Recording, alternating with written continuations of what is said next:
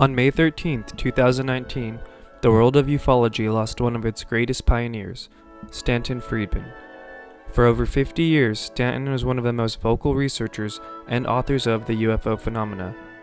A nuclear physicist, Stanton brought a breath of nuts and bolts scrutiny to a field full of charlatans. Stanton Friedman's long career in the subject has him being front and center during many of the major events regarding the UFO movement. He is widely credited with being the man to bring the Roswell UFO incident to the attention of the public. His career is also closely tied to the abduction of Betty and Barney Hill, the existence of Majestic 12, and to being critical of the Bob Lazar story. Since 1967, Stanton has lectured at more than 600 colleges and 100 professional groups in 50 U.S. states, 10 Canadian provinces, and 18 other countries. He has published more than 90 UFO papers and has appeared on hundreds of radio and TV programs. He has also provided written testimony to congressional hearings and appeared twice at the United Nations. So who is Stanton Friedman? Where did he come from? What were his works and views on the UFO phenomena?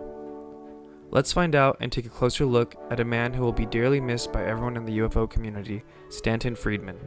Professional colleagues, it was their response, engineering societies and so forth. Positive or negative? Oh, positive. I'm not a masochist.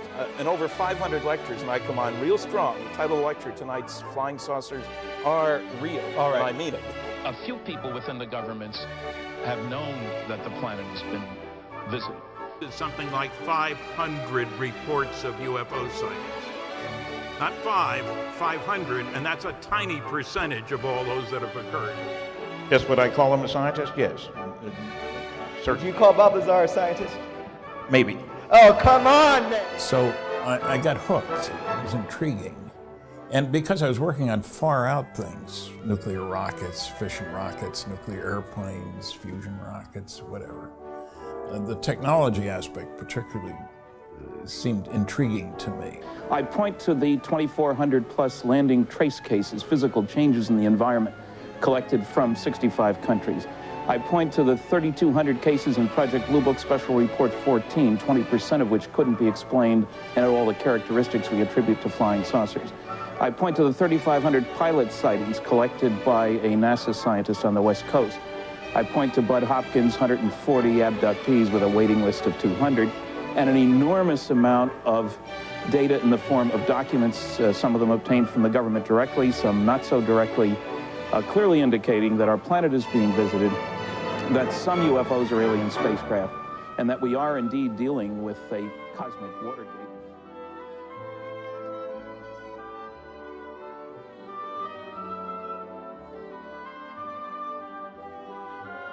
Stanton Terry Friedman was born on July 29, 1934, in Elizabeth, New Jersey, during the height of the Great Depression. His father's side had immigrated from Lithuania, and his mother's side had immigrated from the Ukraine.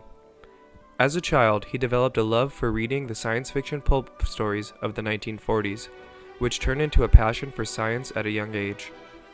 Stanton Friedman would go to Linden High School in New Jersey. He was a part of the debate team, where he learned the importance of understanding all aspects of a topic in order to properly debate it. Upon graduating high school, he was accepted into the University of Chicago's nuclear physics program, where he earned his bachelor's degree in 1955 and his master's degree in 1956. He became a member of the American Nuclear Society, the American Physical Society, and the American Institute of Aeronautics. Upon graduating, Stanton went to work at General Electric as a nuclear physicist in the Air Force-sponsored Nuclear Propulsion Department, where he would receive Q clearance for classified projects. During this time, Stanton remained an avid reader, and he would order books from Marlboro Books. In the summer of 1958, while ordering books, he needed to add one more book to an order he was placing to receive free shipping. He found the book, The Report on Unidentified Flying Objects, by Air Force Captain Edward J. Ruppelt, on sale, and added it to his order to receive the free shipping. This initial book did not convince Stanton fully, but he would go to the library and read more books on the UFO phenomena, as well as any declassified government documents he could get his hands on. Eventually, he would come to the conclusion that the phenomena is real and that the government is covering it up. Stanton would go on to work at Aerojet General Nucleonics, General Motors, Westinghouse, TRW Systems, and McDonnell Douglas, where he worked on advanced classified programs on nuclear aircraft, fission and fusion rockets, and compact nuclear power plants for space applications. He would stay interested in the UFO phenomena and started a local NICAP chapter in Pittsburgh with many of his Westinghouse co-workers. In 1968, he would give his first radio interview regarding the UFO phenomena on KDKA 1020 in Pittsburgh. One of his coworkers heard his radio interview and asked him to speak at Carnegie Mellon University, where her husband was a dean. This would be Stanton's first public lecture on the UFO phenomena. During this time, Stanton would also begin his own UFO research investigations into the phenomena. He read the book The Interrupted Journey, which was released in 1966 and recounted the alleged alien abduction of Betty and Barney Hill. Betty, a social worker, and Barney, a civil rights activist and postal worker, would be the first widely publicized account of a UFO abduction. They claim while driving late at night through the rural forest of New Hampshire, they encountered a large silent UFO that flew over their truck. The huge, silent craft hovered approximately 80 to 100 feet above the Hill's 1957 Chevrolet Bel Air and filled the entire field of view in the windshield. It reminded Barney of a huge pancake. Carrying his pistol in his pocket, Barney stepped away from the vehicle and moved closer to the object. Using binoculars, Barney claimed to have seen about 8 to 11 humanoid figures peering out of the craft's window, seeming to look at him in unison. They would then experience missing time, losing hours in what seems to have been minutes and coming to 30 miles away from where they last remembered being. On September 21, 1961, Betty telephoned Pease Air Force Base to report their UFO encounter. On October 21st, Barney reported to NICAP investigator Walter Webb that the beings were somehow not human. Eventually, they would undergo separate, controversial, taped hypnotherapy sessions to try and recount what happened during their missing time. And Betty said, "Look, there's a star moving." And I look and I see a star. And I see that this is not a satellite. Barney, that is not a plane. It is still following us. Try to maintain control so Betty cannot tell I am scared. God, I'm scared. It's all right. You can go right on, experience it. It will not hurt you now. I got to get my gun. I got to get my gun. All right. All right, that's all. I got to get my gun. Go to sleep, Steve. You got to get now. Oh, you forgot it now. You've forgotten. And I walk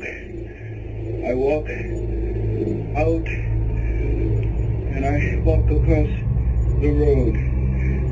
There it is up there. Oh, God damn it. Calm down. Calm down, it's there, but you can see it, but it's not going to hurt you. Go on.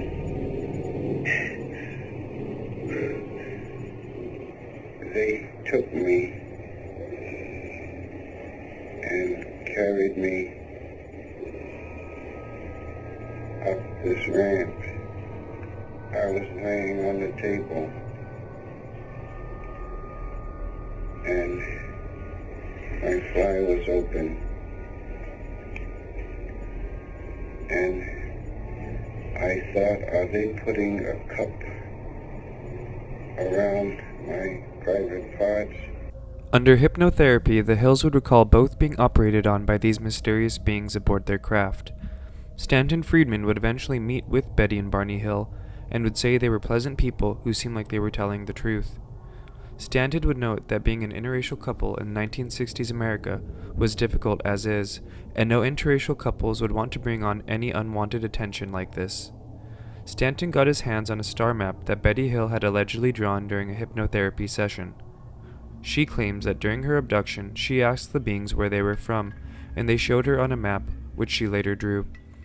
The map appears to be a random placement of stars, but actually resembles the Zeta Reticuli binary star system. a statistical anomaly, Stanton would go on to publish the map as evidence that the Hills had obtained knowledge from their abduction, and he would speak publicly of this. Despite the fact that Marjorie Fish tried thousands of different combinations of stars to try to match Betty's pattern, she was able to find one and only one pattern that matched angle for angle, line length for line length, what Betty had drawn. The star pattern makes sense from nearest star to nearest star to nearest star. The sun is part of the pattern. Quite remarkably, every one of the stars in the pattern is the right kind for planets and life. And all of the right kind of stars for planets and life in this volume of space are part of the pattern. The chance of that happening by accident, all the right kind and only the right kind for patterned stars, is 1 in several thousand.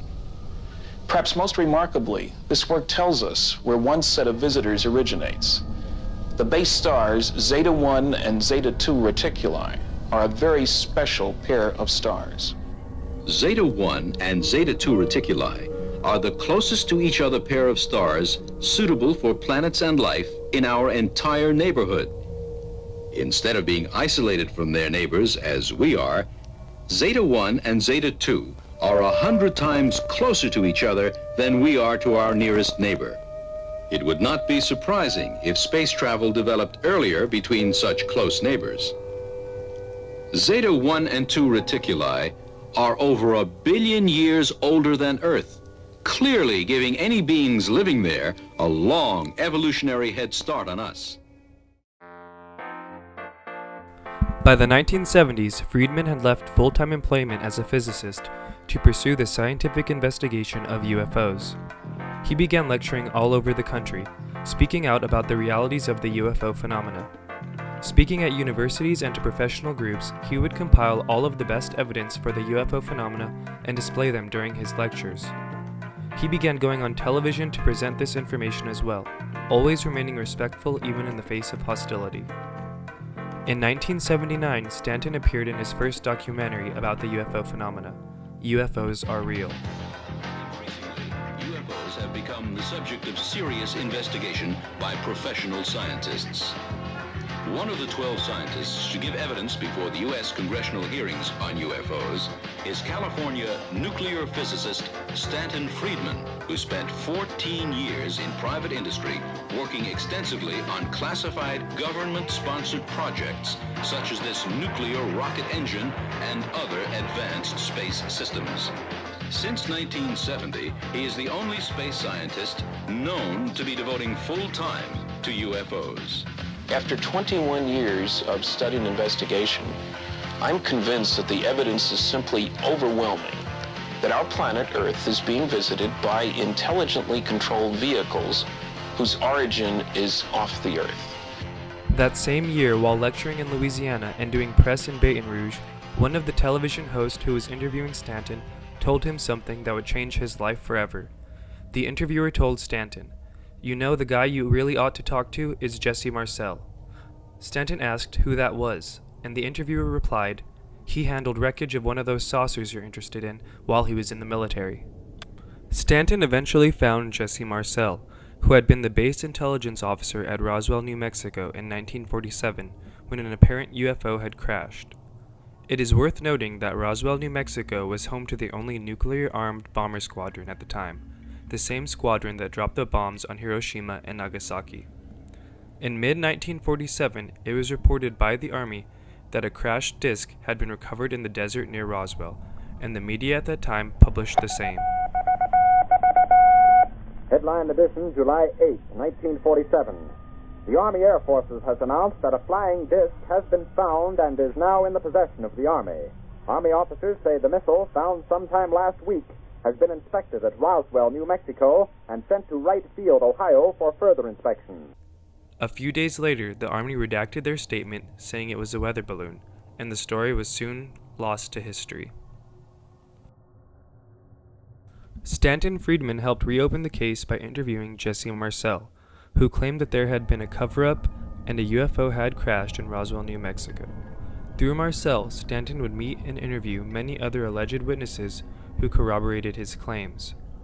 Stanton would release the documentary Recollections of Roswell in 1992 and the book Crash at Corona in 1994, both making the claim that a UFO had crashed in Roswell, New Mexico, and the U.S. government had covered it up. An unidentified aerial craft crashed on a ranch outside Corona, New Mexico, about 75 miles northwest of Roswell. The material recovered on the Brazil Ranch was highly unusual.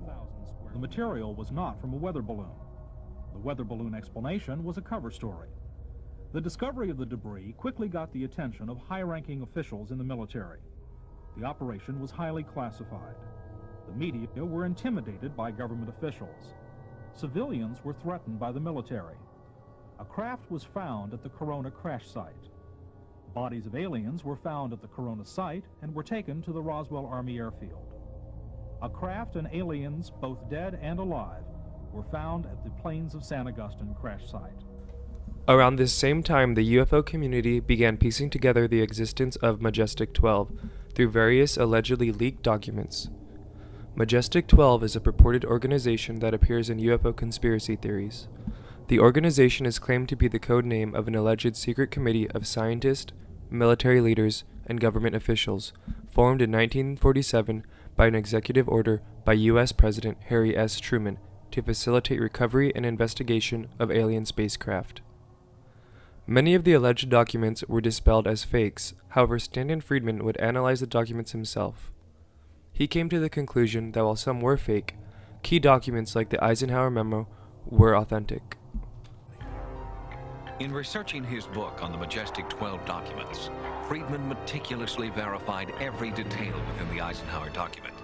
He investigated each supposed member of the group and found that they were the best and brightest military minds of the day, including Secretary of Defense James Forrestal, high-ranking Army, Navy, and Air Force officers, and the first 4 directors of Central Intelligence.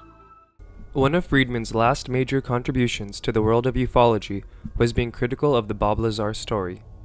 In 1989, Bob Lazar was interviewed anonymously and then released a video in which he claimed to have worked on reverse engineering of extraterrestrial technology at a site called S4, near the Area 51 test facility in Nevada. He further claims to have read U.S. government briefing documents that describe alien involvement in human affairs over the past 10,000 years. Lazar's claims resulted in bringing the Area 51 site to the attention of the public, popularizing the term in American culture. Stanton Friedman would investigate Lazar's claims of receiving degrees from MIT and Caltech. Friedman would find no records of Lazar at either school and was only able to find Lazar's high school records, which listed him as a below-average student. Lazar and his supporters claimed that the government erased his education records in an attempt to discredit him, and Stanton would remain one of the UFO community's biggest proponents of being wary when believing Lazar's story. For the remainder of his life, Stanton Friedman would continue to promote the UFO phenomena. He was one of the most vocal advocates of the phenomena and would become the face of the UFO community. Through his books, documentaries, podcasts, and television appearances, he would help educate a whole generation on the realities of the UFO phenomena and inspire other researchers to pursue answers themselves. Stanton Friedman passed away on May 13, 2019, at the age of 84 in his home of Toronto, Canada. Stanton, you were a huge influence on me, and I am sad that I never got the opportunity to meet you. Your legacy in the field of ufology will be felt for generations to come, and I hope that wherever you are, you have found the answers that you spent your life searching for. Rest in peace. For the last 60 years, I've been trying to find out the truth. What I found was that people are very interested in the subject, but they're fearful of ridicule. That the reality is, most people believe in flying saucers, but they think most other people don't, and they don't want to admit it because it makes them subject to ridicule, it says here in small print. But things have changed, George, and I'm glad I've been around long enough to see a couple of them